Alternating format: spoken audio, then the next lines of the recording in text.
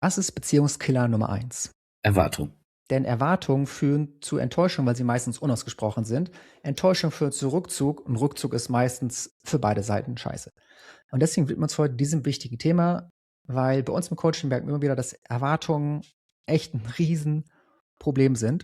Und deswegen, Frederik, sag du mal kurz, wie würdest du den Unterschied beschreiben zwischen Erwartung und einem Wunsch? Kurz auf den Punkt zu bringen, Erwartung ist an ein bestimmtes Verhalten geknüpft. Ich will, dass mein Partner die Spülmaschine ausräumt. Ein Wunsch wäre, er etwas offener, er hilft mir im Haushalt und wie er hilft, ist verhandelbar. Mhm.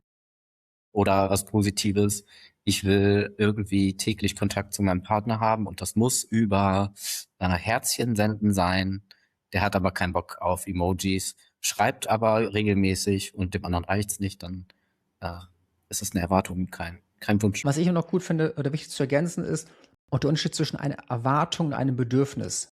Weil manche Leute packen das in eine Schublade, die sagen, man muss doch Bedürfnisse haben. Ich sage, ja, du darfst Bedürfnisse haben, aber dass dir jeden Tag dein Partner 37 Herz-Emojis schickt, ist definitiv kein Bedürfnis. Das ist eine Art und Weise, wie du erwartest, wie dein Bedürfnis erfüllt wird. Das heißt, so diese beiden Sachen dürfen auch definitiv voneinander getrennt sein. Und das andere Problem mit vielen Erwartungen sind, dass die unausgesprochen sind. Und das finde ich eben das Schöne an einem Wunsch. Wunsch ist eher so eine offene Handreichung. Meine Frau macht das gerade super gut. Ich bin ja kürzlich Papa geworden und regelmäßig fragt sie mich, jetzt gerade heute war das: „Hey, ich habe gerade den Wunsch, wenn es nicht passt, ist völlig okay, aber ich möchte es wenigstens formuliert haben. Kannst du mir bei dem neuen Kindersitz, den wir jetzt haben, helfen oder hast du gerade keine Zeit wegen Meetings oder Calls oder Ähnlichem?“ Und das ist für mich so total offen, die sagt: „Hey, wäre für mich eine Bereicherung und gleichzeitig, wenn es zeitlich sich nicht ausgeht, will ich dich auch nicht stressen.“ Und das fühlt sich für mich so viel offener an und viel weniger Druck. Dann habe ich auch direkt viel mehr Lust zu helfen, als wenn sie sagen würde: „Jo, Digga, da ist der Kindersitz, mach das jetzt sofort, ich will gleich los.“ Denn ich würde es auch machen, aber ich sage euch, das Gefühl, was ich dabei hätte, wäre definitiv 'n ganz anderes, als ich es eben jetzt habe.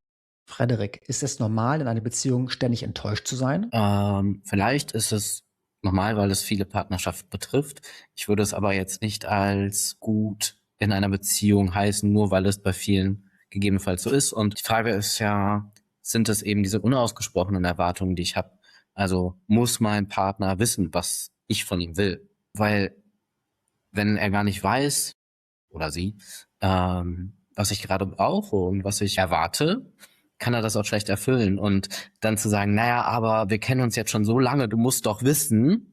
Nee, muss er nicht. Und das führt natürlich häufig zu Enttäuschung. Dann wird es vielleicht auch normal, aber gut ist es ja nicht. Also die Frage, ob es normal ist, ich weiß gar nicht, ob das zielführend ist gerade. Ja, stimmt, ja. Ja, und vor allem auch also die Frage ist auch immer, was ist hilfreich? Und unausgesprochene Erwartungen, die dann jemand gar nicht weiß, dass die existieren und die darum auch nicht erfüllen kann, führt das natürlich eindeutig zu Enttäuschungen und dann eben auch zu Rückzug. Und das ist halt eben das, was ich zu Anfang gesagt habe. Der Rückzug tut keinem gut. Und dann ist natürlich klar, wenn Person die Sachen nicht erfüllt, wie du das erwartest, und dann bist du pisst und dann ist er pisst, dass du pisst bist. Und am Ende bist du wieder die gefühlt zu viel will, aber meistens ist es gar nicht zu viel wollen, sondern meistens ist es einfach das gar nicht passend kommuniziert. Und dadurch ist es eben auch so dieser wirklich so ein Killer, wenn es eben unausgesprochen ist und wenn es Erwartungen sind sowieso natürlich. Ja, und dann ist es auch wieder so eine Frage von Verantwortung hin und her schieben, ne? Wenn ich dann sage: „Na ja, er muss es ja wissen, sie muss es ja wissen, ähm, ich habe es aber nie gesagt“, ja, dann liegt meine Verantwortung schon darin, dass ich es gar nicht erst geäußert habe. Wenn ich was äußere und man sich vielleicht auf irgendwas einigt, was dann ja vielleicht schon wieder dem Wunsch näher kommt und es dann nicht erfüllt wird, dann ist es vielleicht auch okay, mal enttäuscht zu sein und das dann noch mal zu thematisieren: „Warum hat das nicht geklappt?“ Aber davon auszugehen, dass der andere, egal wie lange man sich kennt, alles weiß, was man wann gerade braucht, ist utopisch. So, setzen wir doch mal jetzt dieses Normal voraus. Jemand ist ständig enttäuscht. Was würdest du sagen, was bewirkt ständige Enttäuschung eigentlich in einem Menschen? Meiner Erfahrung nach bewirkt ständige Enttäuschung in einem Menschen, dass Leute noch viel stärker in der Abhängigkeit landen. Weil wenn man ständig enttäuscht ist, dass Erwartungen nicht erfüllt werden, dann ist bei meisten Leuten die Konsequenz: „Okay, da muss ich mich irgendwie entweder meine Bedürfnisse runterschrauben oder mich noch mehr anpassen oder noch irgendwie mehr probieren oder sein oder tun.“ Und das führt eben zu dieser emotionalen Abhängigkeit, dass dann Leute viel abhängig davon werden, ob es jetzt jemand macht oder ob es eine Bestätigung gibt oder ob es irgendeine Art von Feedback gibt. Und dabei wär's doch eigentlich viel schöner, wenn du dir deine Bedürfnisse so selbst erfüllen kannst, dass du eben nicht enttäuscht bist, sondern eben bei dir bist. Weil ich mal 'ne Frau heute gesagt hätte: „Du, im Kindersitz kann ich grad nicht helfen, ich habe in 3 Minuten den nächsten Call“, dann vielleicht wäre sie traurig gewesen, aber sie war auf jeden Fall nicht so enttäuscht, weil sie auch schon in ihrer eigenen Welt schon 'ne ganz andere Erwartungshaltung hat. Und das Spannendste fällt mir jetzt erst auf, wo wir drüber sprechen, weil in dem Moment, wo es für mich nur ein Wunsch ist und der andere dann sagt: „Du, geht grade nicht“, bin ich schon weniger enttäuscht. Das heißt, ist auch schon 'ne die innere Erwartungshaltung schon 'ne ganz andere. Da, wo ich ursprünglich herkomme, aus der Persönlichkeitsentwicklung, gab's 'n Prozess und am Ende von diesem Prozess war häufig auch 'n Wunsch. Und dieser Wunsch war so formuliert: „Was wünschst du dir von dieser Person?“ Auch auf die Gefahr hin, dass er dir diesen Wunsch nicht erfüllen kann oder nicht erfüllen will. Und damit war das 'n ganz viel offener Erwartungshorizont, dass ich gesagt habe: „Hey, ich würde mir das und das wünschen.“ Und das war dann viel entspannter und auch viel mehr, ja, ich würde sagen, diese berühmt-berüchtigte Augenhöhe war da. Mein Gefühlsschalter, geht's mir gut oder schlecht, liegt dann bei dem anderen, wenn ich eine Erwartung habe. Ja, also sagt er nein, geht's mir schlecht, also Glück aus oder Zufriedenheit aus. Und sagt er ja, dann ist alles gut, weil er macht, was ich von ihm möchte. Und es ist doch viel schöner, selbst zu entscheiden, wie es mir geht. Also das möchte ich doch gar nicht abgeben, sondern bei mir behalten.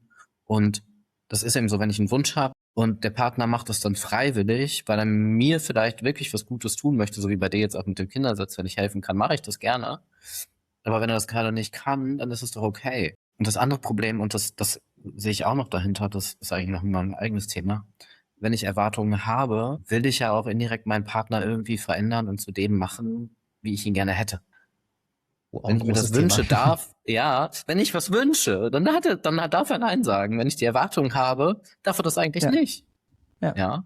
Und dann versuche ich aus dem anderen was zu machen, was er nicht freiwillig will, gegebenenfalls. Und das, wenn man jetzt mal die Sache umdreht und sich die Frage stellt, möchte ich, dass mein Partner aus mir eigentlich irgendein Verhalten herzaubert, was eigentlich nicht so, wie ich eigentlich nicht so bin, hoffe ich, sagen viele nein. Und viele Leute fragen uns ja auch: „Okay, warum zieht sich jemand zurück?“ Und das ist eben genau dieser Punkt, den Frederik gerade meint, dass wenn Leute Druck spüren und Sachen machen müssen, weil sonst mit ihnen was nicht stimmt, wie ich schon gesagt habe, dann hat man dazu viel weniger Lust. Und diese Erwartungen führen eben zu Druck und weniger Lust und dadurch kommt dann eben mehr Rückzug zustande. Gerade wenn du dann irgendwas einforderst und die Leute sagen: „Ja, man darf doch Bedürfnisse haben.“ Ich wiederhole es nochmal, weil Wiederholung brennt sich ein, das ist gut. Bedürfnisse sind nicht Erwartungen. Meistens sind Erwartungen die Art und Weise, wie du ein Bedürfnis erfüllen möchtest. Das ist nicht das Gleiche.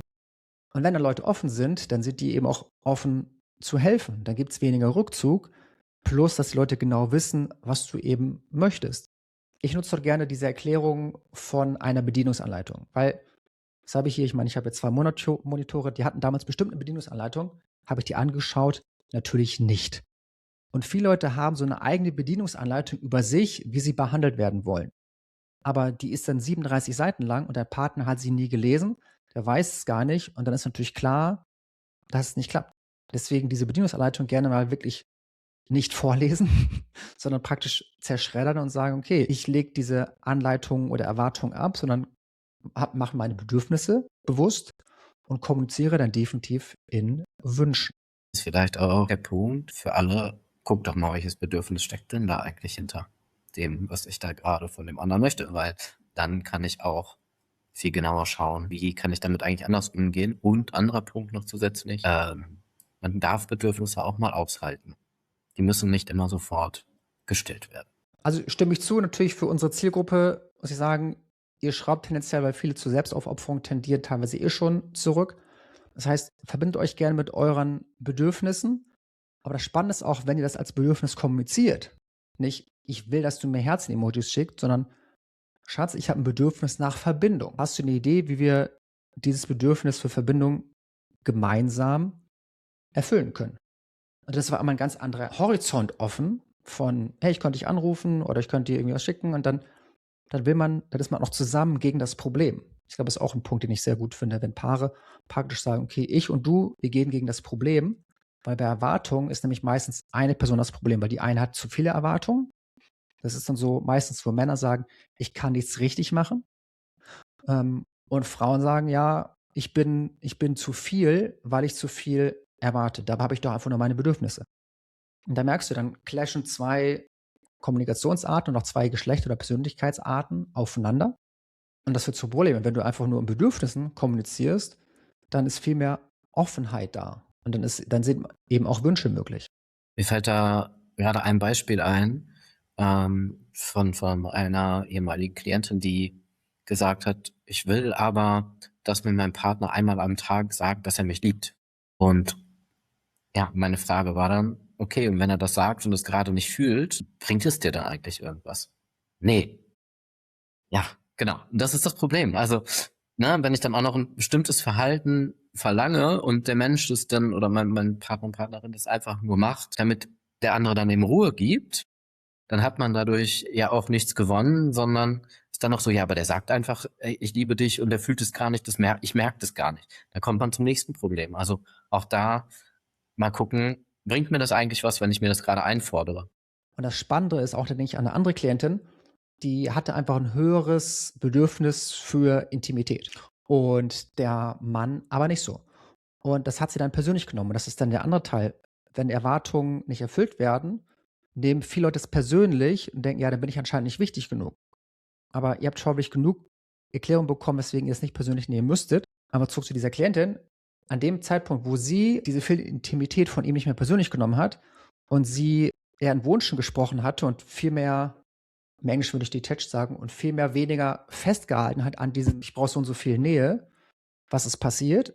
Tada! Es gab mehr Nähe, es gab mehr Intimität, weil die andere Person einfach dann, ja, den weniger Druck gespürt hat und dann lieber von sich aus geben wollte. Und das ist so, deswegen, es klingt so ein bisschen, manchmal fast so ein bisschen Pille-Palle. Ja, okay, ich spreche jetzt in Wünschen statt in Erwartung.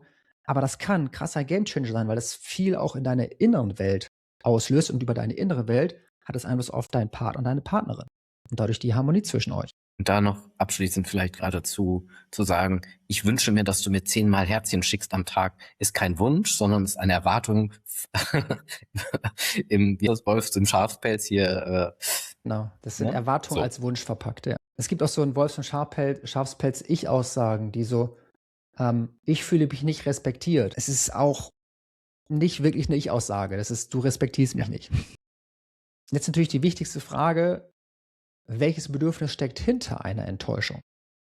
Das kann man ja so pauschal eben nicht sagen. Also, das gilt es ja herauszufinden und das kann auch bei jedem unterschiedlich sein. Also, wenn wir jetzt bei den Herzchen-Emojis von mir aus bleiben wollen, kann das für einen der Wunsch nach Verbindung sein, für den nächsten aber auch der Wunsch, gesehen zu werden oder das Oder Bedürfnis, gesehen Sicherheit, zu werden, Sicherheit. Wertschätzung? Ja, also das Ja, ist eben die große Frage, ne? ja. Und deswegen ist das 'ne Sache, die du da draußen auch für dich finden musst, weil auch wenn du's dann erklärst und das als Wunsch formulierst und auch sagst, warum du das brauchst, weil wenn du sagst, ja, nach dem Motto: „Ich brauche die Herzchen für mein Ego“, ist es anderes wie: „Ich brauche die Herzchen helfen mir, mich sicher zu fühlen.“ Wenn meine Frau mir das sagen würde: „Das und das hilft mir, mich sicher zu fühlen“, dann wäre so direkt: „Okay, wow, ich möchte, dass sie sich sicher fühlt.“ Das hat direkt 'ne viel andere Tiefe als: „Ich will, dass du mir schreibst.“ Und darum mach dir mal bewusst, was sind wirklich deine Bedürfnisse dahinter, weil manche Leute wissen das gar nicht und erst wenn du das weißt, kannst du auch wirklich gute Gespräche darüber führen. Ja, und du kannst dann auch erst Lösungsvorschläge sozusagen von deinem Partner annehmen. Also, ich kann ja sagen: „Ich würde mir wünschen, du schickst mir X Herzchen am Tag, weil ich das Bedürfnis nach Verbindung habe.“ So, dann hat er aber die Möglichkeit zu sagen: „Ja, Herzchen sind jetzt nicht so meins, aber ich kann dir Verbindung auf einem anderen Weg zeigen und zwar“ und dann kann er 'n Vorschlag machen und dann kann man wieder gucken, passt der für mich auch oder nicht? Also, dann kann ich ja erst tatsächlich darüber gucken darauf gucken, was ist für uns beide ein Umgang damit? Und dann ist man wieder auf dem Weg, beide als Paar zusammen gegen das Problem. Ja. Weil dann weißt du das Bedürfnis, sprichst dann auch eine Art Einladung aus, dass die Person dich dabei unterstützt und dann ist eben auch viel mehr möglich. Und das ist ich habe jetzt eine Annahme. Aber wenn die meisten Leute sagen: „Er müsste das doch wissen, was ich brauche“, dann sind das meistens Leute, die ihre Bedürfnisse gar nicht so richtig wissen. Und dann Ja. ist es halt noch einfacher, die Verantwortung abzugeben. Er sollte das doch wissen. wenn sie aber selbst gar nicht wissen, was es ist. Auf jeden Fall. Das ist tatsächlich etwas, was häufig auftritt. Und das ist natürlich klar, denn wer sein Bedürfnis nicht kennt, der kann es weder wünschen noch erfüllt bekommen und der wird enttäuscht und über die Täuschung kommt dann Verletzung und ja, dann haben wir diese Teufelsspirale. So, wir haben jetzt ja so ein bisschen drüber gesprochen. Was ist das Schwierige an Erwartungen? Warum sind Wünsche besser?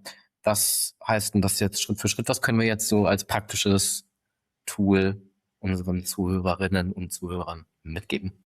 Ja, wir haben uns da 4 Punkte überlegt und der erste ist, die Bedürfnisse überhaupt zu erkennen. Und die Frage, die wir euch da mitgeben wollen, ist die Frage: „Was fehlt mir gerade wirklich?“ Und nicht so: „Was sollte er tun?“, sondern: „Was brauche ich?“ Und dann haben wir Beispiele wie Sicherheit, Nähe, Verbindung. Wir werden 'ne Liste an Bedürfnissen und Gefühlen in den Blogartikel packen, den wir zu jeder Podcast-Folge dazuschreiben. Die werden wir in diesen Shownotes auch noch mal verlinken, damit du dort mal genauer hinschauen kannst, was sind Bedürfnisse, was sind Gefühle und wie kannst du das für dich verwenden. Weil natürlich bei uns im Coaching wir das den Leuten wirklich aktiv beibringen. Manchen Leuten klingt vielleicht komisch, aber vielleicht betrifft sogar dich, müssen wir erst mal wieder mit ihren Gefühlen in Verbindung bringen, weil die Verbindung zu ihren Gefühlen teilweise sehr stark verloren haben, geschweige denn die Verbindung zu ihren Bedürfnissen. Das war definitiv auch mein Thema damals. Ja, ich erinnere mich auch an eine Klientin, die super Schwierigkeiten hatte, überhaupt an ihre Bedürfnisse ranzukommen, weil sie die jahrelang einfach beiseite schieben musste, der ich dann eine Übung mitgeben konnte, die sie am Anfang auch überhaupt nicht lustig fand, die sie täglich machen musste, aber am Ende wieder Zugang gefunden hat. Und manchmal, wenn wir eben nicht wissen, was ist unser Bedürfnis gerade, dann ja, gibt's Menschen wie uns, die euch dabei helfen können, das wieder herauszufinden, weil es geht manchmal nicht alleine.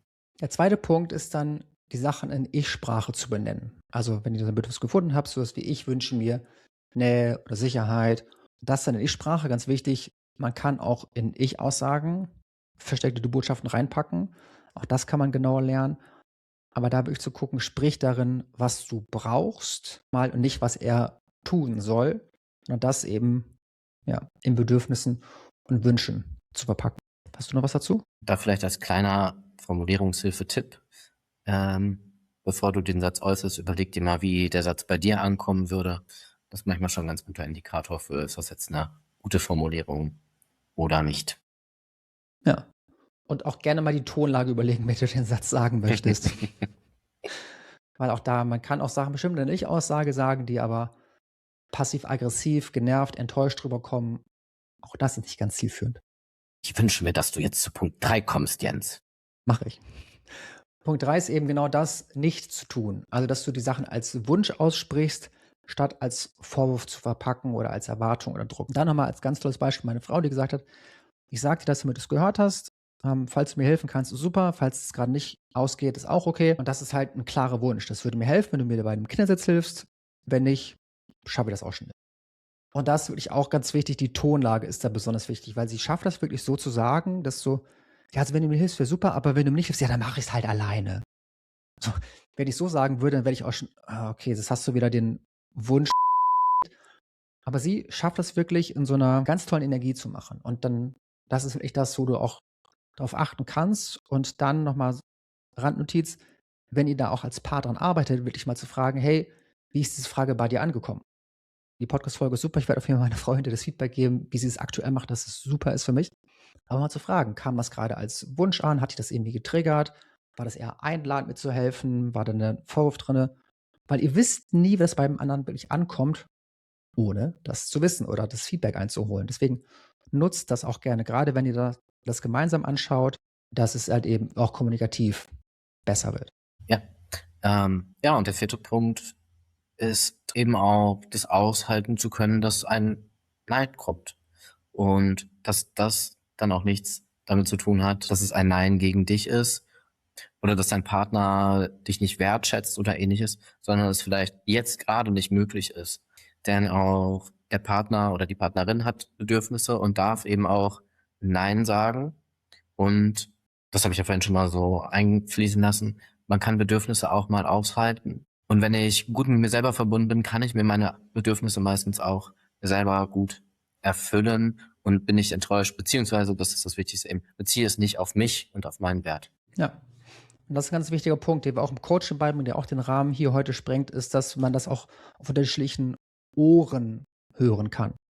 Denn wenn jemand eben „Nein" sagt, was vielleicht einfach 'ne reine in meinem Fall, wenn ich gesagt hätte: „Du Schatz, ich habe in 3 Minuten den nächsten Call, ich kann grad einfach nicht helfen."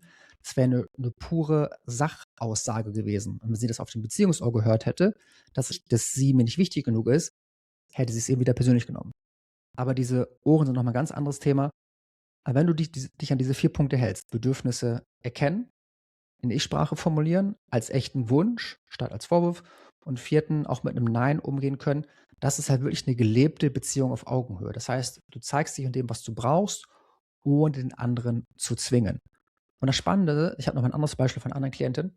Wenn sie nach Hause kam und dann ist ihr Partner praktisch auf sie gesprungen, wollte ganz viel sprechen, ganz viel klären und es bisschen wie 'n Eichhörnchen auf Koks und ihr gedacht: „Alter, das ist viel zu viel." Und das war immer wieder hat immer wieder zu Streitigkeiten geführt. Und dann haben wir mal geguckt, was ist sein Bedürfnis? Und sein Bedürfnis war eindeutig Verbindung.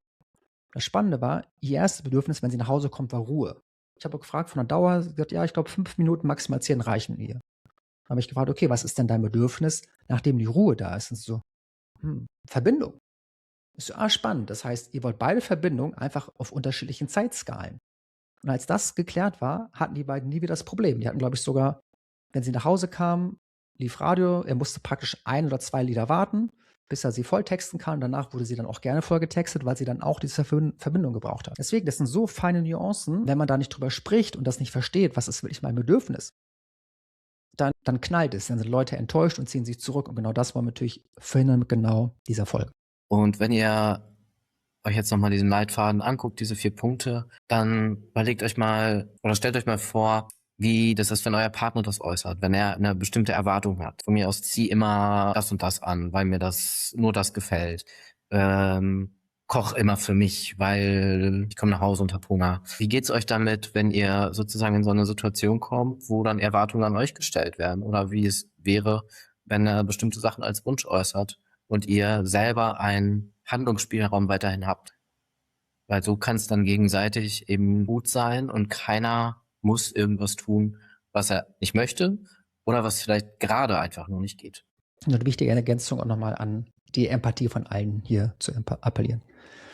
Wenn ihr dazu Fragen habt, weil wir wissen, dass es für manche Leute 'n schwieriges Thema ist, auch bisschen so das auch in die Praxis zu bringen, dann schickt uns gerne eine E-Mail an team@drhermes.de oder schreibt uns auf Instagram oder macht 'n YouTube-Kommentar, weil dann werden wir diese Fragen sammeln und dazu noch mal 'ne Bonusfolge aufnehmen, Inhalte genau auf eure Bedürfnisse oder auf Fragen abzustimmen.